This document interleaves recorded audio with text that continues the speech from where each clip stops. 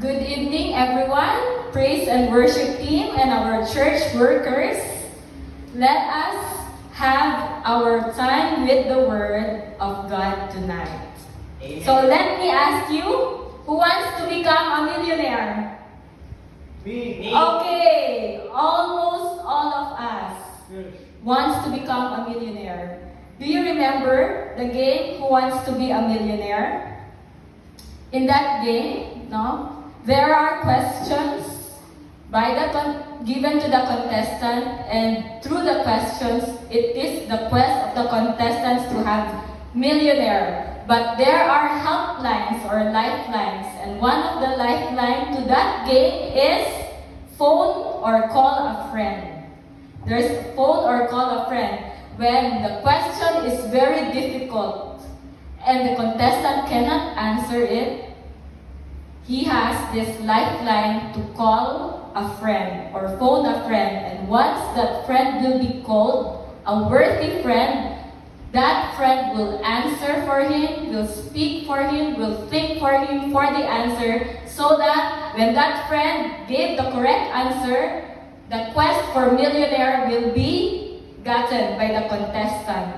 And I will tell you tonight about one friend that is worthy to be called by us when we are in a difficult time and situation.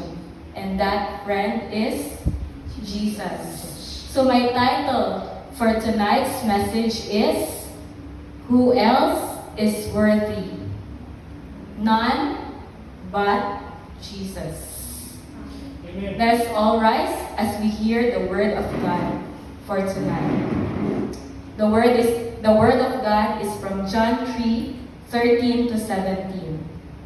And it says, "No one has ever gone into heaven except the one who came from heaven, the Son of Man.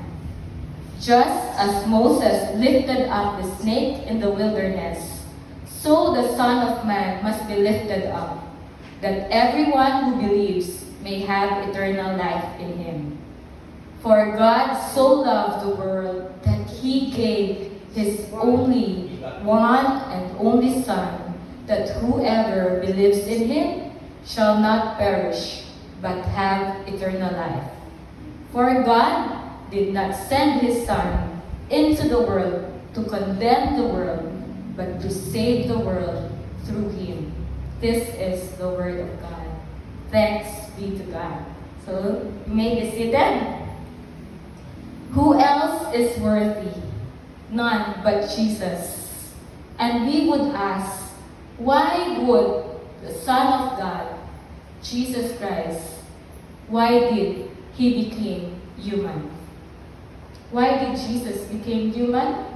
Number one, he became fully human to directly reveal heavenly truths to people. Jesus Christ is fully God, and he will reveal what he knows from the Father. He will reveal all heavenly truths to us. Next, Jesus Christ became fully human to defeat the power of sin and death. Next, he became human to rescue us, to save us from perishing, because the wages of sin is death. And Jesus Christ became fully human to save us and rescue us from perishing. Lastly, he became fully human to give us eternal and abundant life. Not just millions, but eternal and abundant life. In Jesus, we would have that because Jesus Christ came and became human to live with us. So, that ultimate sacrifice is made by God because of his love for us. He became man to save us, to rescue us, and to give us eternal life. So, we would ask, who else is worthy? Why is Jesus the only one who is worthy and no one else? Why is Jesus the only one who is worthy and no one else? I would give you 3 reasons Why is Jesus the only one who is worthy and no one else? Number one, Jesus is the only worthy substitute for us. We would be reminded of what Adam and Eve committed. They sinned against God. And because of that sin was passed on to us. And man continually sinned against God. We have sinned against God. We really failed God over and over again. And there is no one, no substitute in replace of the sins of all men, but only Jesus. Why is He the perfect substitute? Because He became human like us, and He is the sinless, perfect man who is worthy to become our representative so that the sins of the world would be erased. He died for us so that all the sins, all the failures that man committed would be stopped. And as His life was sacrificed in behalf of all mankind, of all the sins we have committed, that would be erased now. And Jesus got what I deserved. And what Jesus deserved, we all got. We are saved and we have eternal life with Him. That is the number one reason. Jesus is the only worthy substitute for us. Number two, Jesus is the only worthy sacrifice for all sin. In the past, there would be an unblemished lamb as offering for the sin committed by people, and the priest would offer it to God. But Jesus Christ came to be the ultimate sacrifice, perfect, blameless, sinless sacrifice for all the sins that man would commit. He became that ultimate sacrifice, going down the road of suffering, dying on the cross to get the ultimate penalty for the most heinous crime, to be crucified. He died so that all our sins would be erased. Past sins, present sins, and future sins, all will be erased because of what God, Jesus Christ, has done on the cross.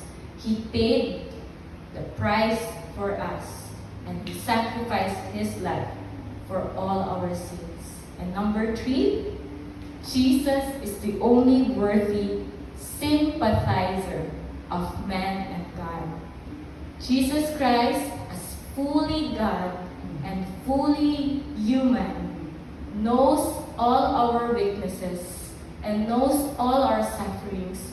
He could sympathize what we had gone through, and because of that, He is the perfect mediator between man, who is sinful, and God, who is holy, because He is fully human and fully God.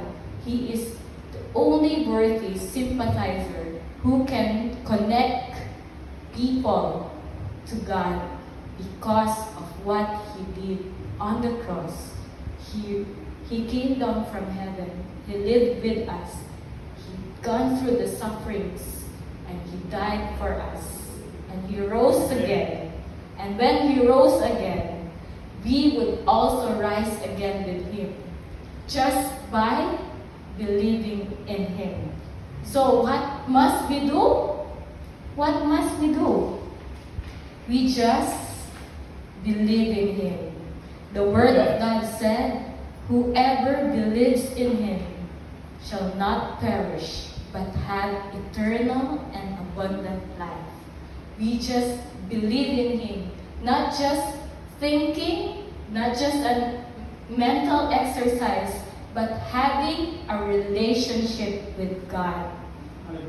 Having an attitude of love, trust, and obedience to God.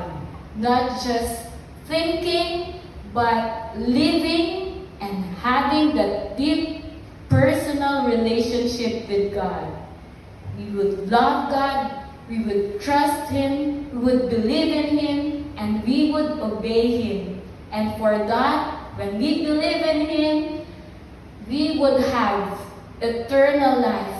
We would be saved from our sin, we would be rescued from perishing, and we would have abundant life while living here on earth because of that belief, that faith, that love, that trust, and obedience to God. Amen. And I will tell you my testimony. Jesus Christ came to save me from a life of sin and shame. My life before was so depressing. I've been living in fear. And when I get to encounter Jesus Christ and surrender my life to Him, I believe in what He said, that He came and died for me, to save me from all sin and shame, to erase all my fears and worries. And so, God gave me a new life in Him, a life without fear, but a life with faith and love with Him. And when I obeyed Him, all the things, abundance and blessings came because I fully believed Him and all my sins were erased. Yes, Lord. And this is said in the Word of God in Titus 3:3-7. Let's all rise as we hear the Word of God in Titus 3:3-7. At one time, we too were foolish, disobedient, deceived, and enslaved by all kinds of passions and pleasures. We lived in malice and envy, being hated and hating one another. But when the kindness and love of God our Savior appeared, He saved us, not because of righteous things we had done, but because of His mercy. He saved us through the washing of rebirth and renewal by the Holy Spirit, whom He poured out on us generously through Jesus Christ our Savior, so that, having been justified by His grace, we might become heirs, having the hope of eternal life. Amen. This is the Word of God. Thank you, Jesus. Thank you, God our Father. Hallelujah. And thank you, Holy Spirit. Amen.